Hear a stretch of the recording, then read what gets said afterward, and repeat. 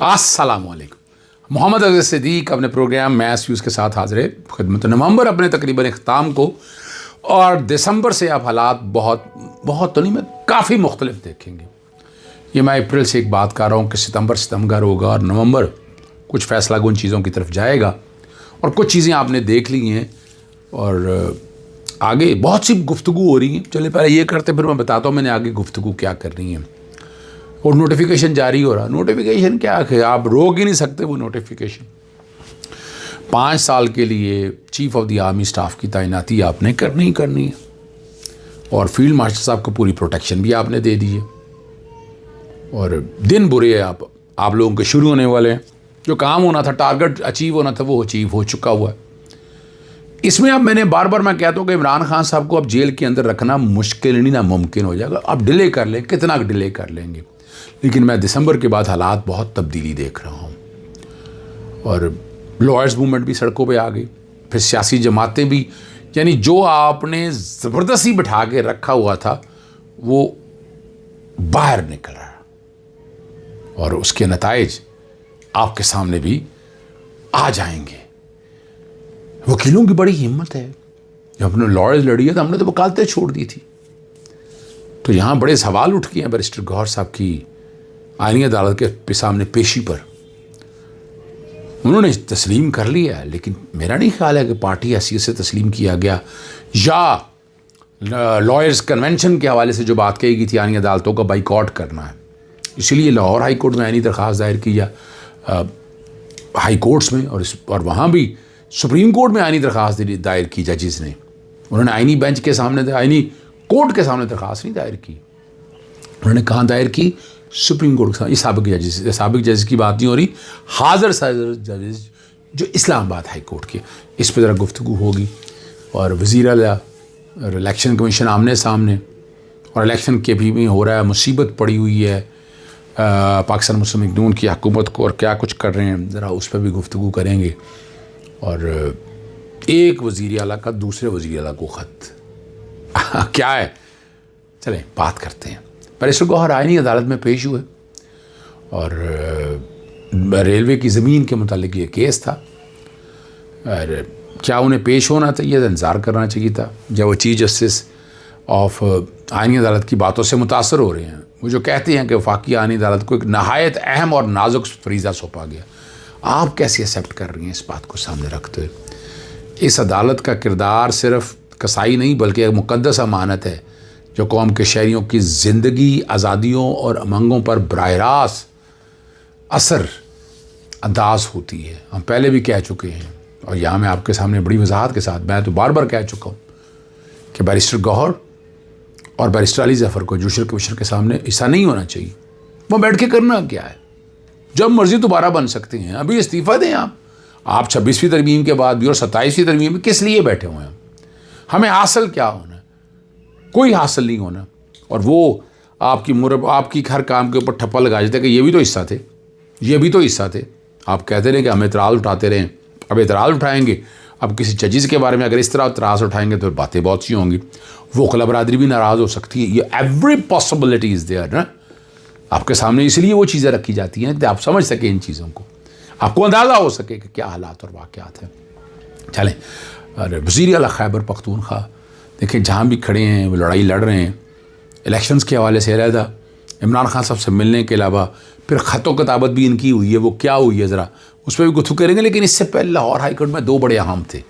ایک especially abled childrens کا معاملہ جو خاص, اور ان لوگوں نے کیا ان کے لیے مسائل ہیں, وہ مفادی عام ورثے سے معاملے لے کے چل گیا, ان کا کوٹا اور ان کی باقی چیزوں کے حوالے سے جو ایشوز ہیں سارے, اس میں بڑی لمبی چوڑی میں نے اس حوالے سے جو ہے نا چیزیں ساری سامنے میں نے رکھی ہیں اور میں رکھتا رہوں گا. وہاں جسٹس خالد صاحب کے پاس منٹس آف دی میٹنگ پیش نہیں کیے, 15 دن کے بعد کی ڈیٹ رکھی ہے کہ میں نے جو سوال رکھے تھے, سوال رکھ کے وہ لے کے آئے. میری سجیشنس پہ کوئی ابھی عمل درآمد نہیں ہوا. کام اچھا کر رہے ہیں لیکن سارے اچھے کی بات نہیں ہے. دوسرا اہم جسٹس خالد صاحب کے پاس تو وہ مخصوص نشستوں والا معاملہ تھا. مخصوص نشستوں کے حوالے سے آپ کو پتہ ہے انہوں نے آئین کا تو جو ستیہ ناش کرنا ہی کرنا تھا, انہوں نے متعلقہ قوانین میں تبدیلی کر دی تھی کہ وہ نشستیں جو ہیں نا وہ دی جا سکتی ہیں، فلان ٹائم پہ آپ نے لسٹیں جمع کرانی ہیں، جب وہ لسٹیں جمع کرائیں گے آپ پارٹی کے کانٹیکٹ سے آ جائیں گے، وہ سیٹیں اس کو چلی جائیں گی۔ اب یہ جو پروسیس سارا کیا، اس کا اطلاق آنے والے دور میں تو ہو سکتا ہے، گزشتہ دور میں کیسے ہو سکتا ہے؟ یہ بڑی اہم بات ہے، یہ بار بار میں ذکر کرتا رہتا ہوں، یہ بہت ہی اہم بات ہے کہ آنے والے دور میں تو ہو سکتا ہے۔ اور یہ جو سیکشن 104 یا باقی میں جو ترامیم کی ہیں یہ آئین سے متصادم ہے۔ آپ نے آئین تبدیل، آج میں نے کہا ہے عدالت کے آئین تبدیل کر دیا انہوں نے، یہ اور سمپل لیجسلیشن سے آئین کیسے تبدیل ہو سکتا ہے؟ یا تو آپ آرٹیکلس تبدیل کرتے تو پھر بات تھی نا، تو آرٹیکلس تبدیل آپ نے کیے نہیں۔ اور یہ جو ترامیم آپ کی اس کا ماضی سے کیسے اطلاق ہوگا؟ یہ بڑا ایک سوال ہے۔ الیکشن ہو گئے، سارا پروسیس گزر گیا، آپ کہہ رہے ہیں کہ پرانی ڈیٹوں میں چلے جائیں۔ کیسے چلے جائیں پرانی ڈیٹوں کے اندر؟ کس طرح چلے جائیں پرانی ڈیٹوں کے اندر؟ آپ جا ہی نہیں سکتے۔ اور اس کی سماعت جو ہے وہ چھٹیوں کے بعد یعنی جنوری میں جا کر کہیں مقرر ہوگی۔ وزیر اعلیٰ سہیل افریدی کا جو بیان ہے، میں ہری پور میں سابق ڈپٹی اسپیکر مرتضیٰ جاوید عباسی کی جانب سے پولیس اہلکاروں کو سر عام وردی اتارنے کی دھمکیاں سامنے آ گئیں۔ اب سوال یہاں ہے کہ الیکشن کمیشن نون لیگ کے اس امیدوار کو بھی طلب کرے گا؟ سہیل افریدی تو حلقے سے باہر بات کر رہے تھے، جبکہ یہ واقعہ تو براہ راست اس حلقے کے اندر ہوا ہے۔ اور مرتضیٰ جاوید عباسی وہی شخصیت ہے جو ماضی میں جناب قابل محترم چیز جیسے عمر عطا بندیال کے بارے میں انتہائی نامناسب الفاظ استعمال کرتے تھے۔ لیکن عدلیہ یا ریاستی اداروں پر حملہ کرنے والوں کے خلاف جب سخت کارروائی نہیں ہوتی تو اس کے نتائج تو قوم کو بھگتنے پڑتے ہیں نا۔ اور فیصل آباد کے حلقہ NH96 میں صورتحال بالکل مختلف دکھائی دے رہی ہے آپ کو۔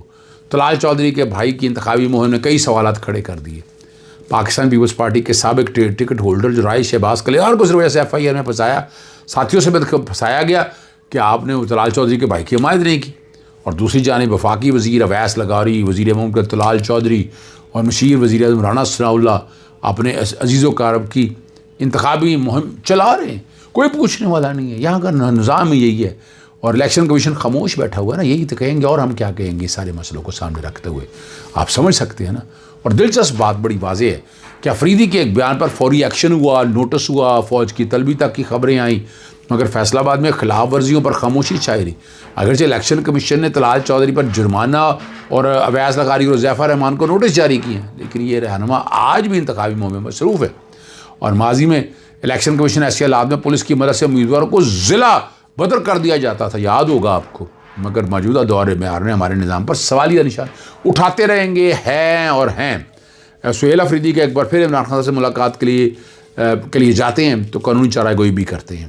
اب کی بار پھر انہوں نے قانونی طریقہ کار اپنایا ہے، اور ہماری کہی ہوئی بات ہم ہی بات کر رہے ہیں۔ انہوں نے لکھا ہے، اور بار بار کوشش کے باوجود عمران سے اڈیالہ جیل میں ملاقات نہ ہونے پر مریم صفدر صاحبہ کو ایک وزیر اعلیٰ کو خط لکھ دیا، خط میں تحفظات کا اظہار کیا۔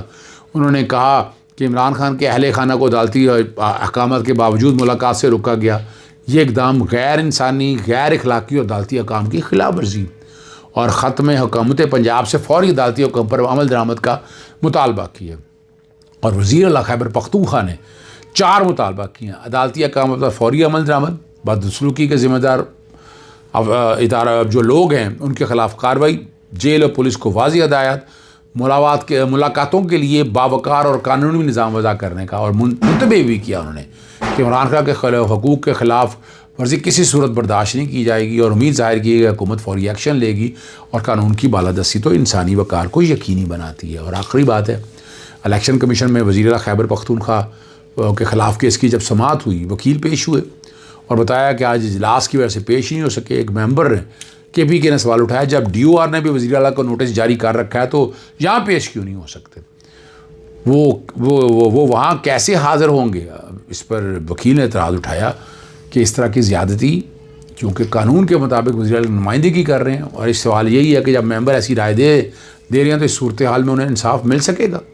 چیف الیکشن کمیشن نے آج کی سماعت کا حکم نامہ جاری کر دیا، اور بعد جہاں الیکشن کمیشن نے وزیر اعلیٰ خیبر پختونخوا کو آج نہ پیش ہونے پر استثنا دیتے ہوئے معاملے کی سماعت غیر معینہ مدت کے لیے ملتوی کر دی، اور وقتی طور پر فیصلے کے ساتھ سماعت کا عمل وقتی طور پر رک گیا تھا، جبکہ وزیر اعلیٰ کی عدم موجودگی کو باضابطہ طور پر قبول کر لیا گیا۔ اور جب یہاں آئے تو جو جج ریٹائر اکرام اللہ کو سخت جواب دیا اور ان کے موقف کو چیلنج کیا، جس سے ماحول خاصی کشیدہ ہو گئی۔ صورتحال یہاں تک پہنچی کہ چیف الیکشن کمشنر کو دفاعی پوزیشن میں آنا پڑا۔ اور یہ جو باتیں ساری جو ہمارے دوست احباب انہوں نے رپورٹ کی ہیں وہ اب تک ہم بتاتے رہیں گے، ہمارا کام ہے۔ اجازت چاہتا ہوں، السلام علیکم، اللہ حافظ، پاکستان زندہ باد۔